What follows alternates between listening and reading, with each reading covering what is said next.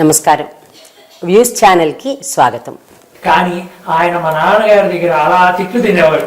ఎందుకంటే నాన్నగారు 10ంటికి హౌరా మేలు అంటే ఒరే 8ంటికల్లా వచ్చేయాలి, మనం ఊరికి వెళ్ళాలి, మనకి రాజమండ్రిలో ప్రోగ్రాం అంటే అలాగే అన్నయ్య నేను వచ్చేస్తాను అని 9:20కి వచ్చేవారు టాక్సీలో వచ్చి. అప్పుడు లోపలికి వచ్చి ఏమిటి అని, సార్ ఉండరా అన్నయ్య టాయిలెట్కి వెళ్ళొస్తానని వెళ్ళొచ్చి, వదిన నాకు గ్లాస్ మంచినీళ్ళు ఇవ్వు అని అంటే మా నాన్నకి ఆ కోపం, మరి ఏమిట్రా నువ్వు వచ్చి 9:20కి మనం మరి స్టేషన్కి వెళ్ళాలి, నువ్వు రాను ఏంటి అదేనని చెప్పి ఆయన్ని తిట్లు తిట్టేవారు అనమాట.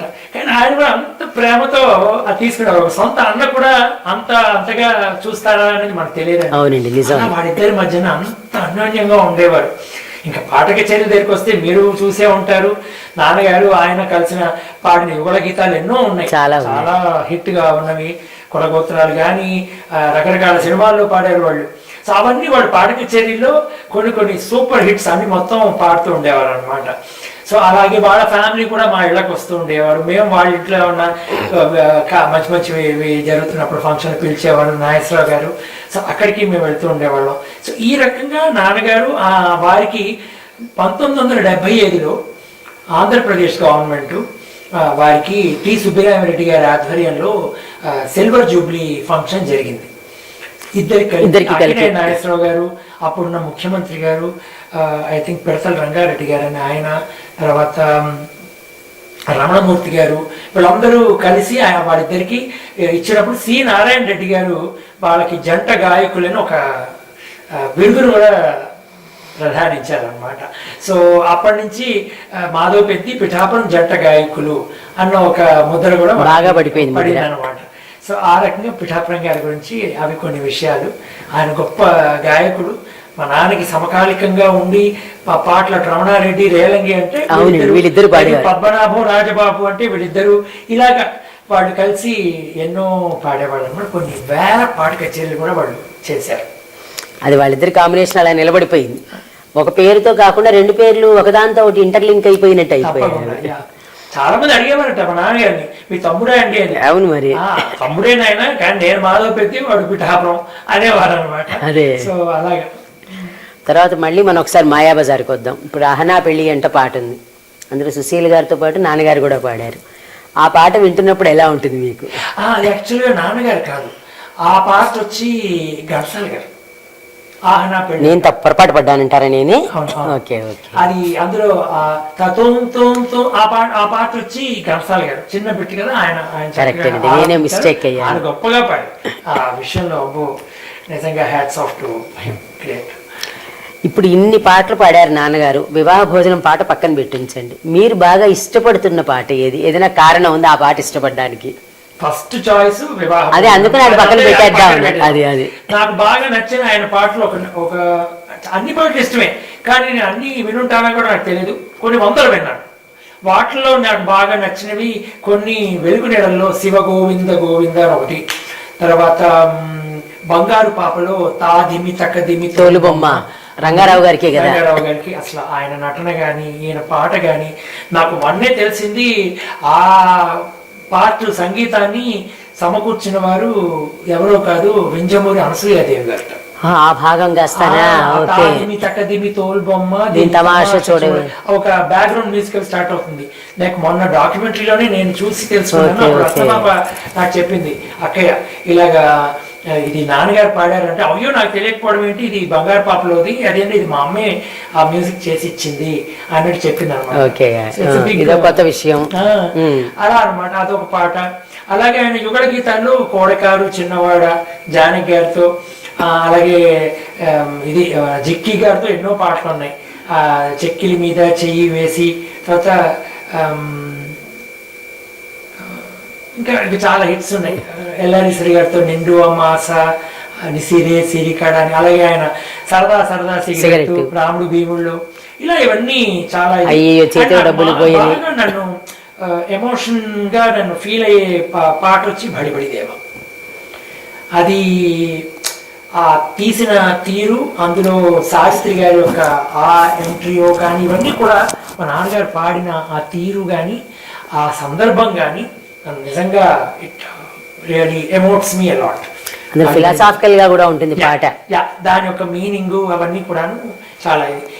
ఇంకా చెప్పాలంటే డీప్ గా నాకు ముందు తత్వాలు ఇవన్నీ ఏమిటో నాకు తెలియదు. నాన్నగారు ఎన్నో తత్వాలు పాడారు చాలా సినిమాల్లో.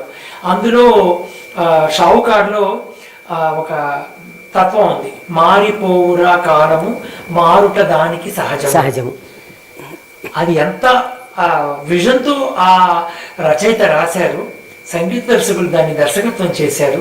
కేవీ రెడ్డి గారు లాంటి దర్శకుడు దాన్ని దర్శకత్వం చేస్తే నాన్నగారు పాడి దాన్ని నటించడం, ఆ మార్పులన్నీ ఇప్పుడు మనం కాలక్రమేణా చూస్తున్నాం.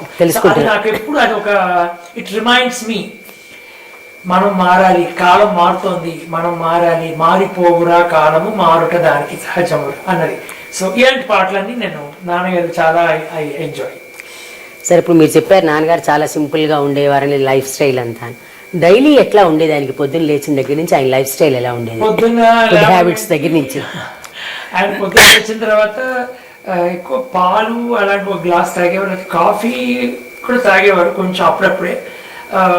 ఎక్కువ కొంచెం ఎక్సర్సైజ్లు చేస్తున్న పాయింట్ ఆఫ్ వ్యూలో ఆయన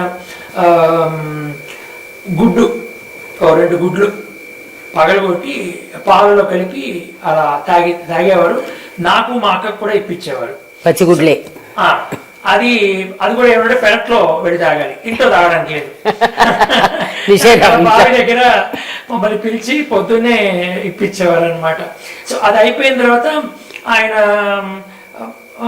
మాకు చుట్టూ మంచి చెట్లు, మామిడి చెట్లు, మంచి మామిడి చెట్లు, ఇమాం పసంద్ అన్నీ ఉండేవి. సపోటా చెట్టు, కొబ్బరి చెట్లు, మల్లెపూల చెట్లు ఇవన్నీ కూడా ఉండేవి. ఆ వీటిలో కొన్ని ఇళ్ళు ఆయన పరిశ్రమ చేయడానికి కోసం ఆయనే గడ్డి అవి తీయటం. అంటే అప్పుడప్పుడు మాకు గార్డెనర్ వచ్చేవాడు, ఆయనకి ఇష్టం. ఇందులో ఒక సందర్భం చెప్పాలి మీకు. నేను ఒక విషయం శ్రోతలందరికీ తెలుసుకోవాల్సింది. అప్పుడు ఆ రోజుల్లో ఎలా ఉండేదంటే చాలా మంది ఫ్యాన్స్, సినిమా వాళ్ళ ఫ్యాన్స్ బస్సులు కట్టుకుని వచ్చేవారు. అవునండి, రకరకాల తిరుపతి నుంచి తిరుపతికి వెళ్ళి గుండ్లు కొట్టించుకుని వచ్చి సినిమా వాళ్ళని చూసి వెళ్తే వాళ్ళకి అదొక సంతృప్తి అనమాట. అటువంటి ఒక తరుణంలో ఒకసారి ఏమైంది, ఒక ట్యాక్సీలో కొంతమంది వచ్చారు. వాళ్ళు ABCD ఉన్న ఆర్టిస్టులు వాళ్ళని చూసుకుని మాధవి సత్యం గారి పాటలున్నా వాళ్ళకి ఇష్టంట, ఇక్కడ దగ్గరలో ఉన్నాయని వాళ్ళు వచ్చారు అక్కడికి. నాన్నగారు అప్పుడు బయట ఆ గేట్ దగ్గర చుట్టూ గడ్డి అవి ఉంటే గడ్డి కూర్చొని పీకుతున్నారు, తలకి తలపాగా కట్టుకుని లుంగి చొక్కాతో అన్ని పీకుతున్నారు. వాడికి నాన్నగారికి తెలియదు, ఎందుకంటే ఈయన గాయకుడు కదా, వీళ్ళు అంతగా కనిపించాడు. ఒకవేళ సినిమాలు కనిపించినప్పుడు ఏదో గడ్డాలు మీసాలు తెలియదు. సో ఇప్పుడున్న సోషల్ మీడియా అయితే మీకు మనం ఈజీగా కనిపెట్టగలం, ఒక గూగుల్లో వేసినా వచ్చేస్తుంది. అప్పుడు ఇవన్నీ లేవు. అందుకని వాళ్ళు వచ్చి నాన్నగారిని అడిగారు, ఏమంటే ఇలాగా మాధవి సత్య గారిని మేము చూడడానికి వచ్చాం, కొంచెం పిలవగలరా మీరు అని నాన్నగారిని అడిగారు. అప్పుడు నాన్నగారు అన్నాక, ఎవరినయ్యా చూడాలి? నేను మాధవి సత్యం గారిని అండి. ఎందుకు అని. లేదు సార్, ఆయన గొప్ప గాయకుడు, ఆయన మేము చూడాలనుకుంటున్నాము.